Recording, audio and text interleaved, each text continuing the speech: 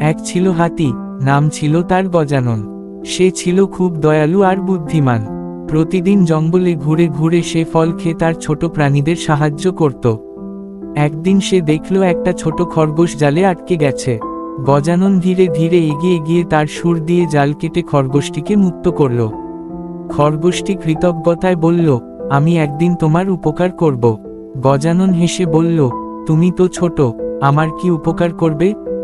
তবুও সে খরগোশটির সঙ্গে বন্ধুত্ব করে নিল। কয়েকদিন পর কিছু শিকারী এসে গজাননকে ফাঁদে ফেলল। সে অনেক চেষ্টাও করে মুক্ত হতে পারল না।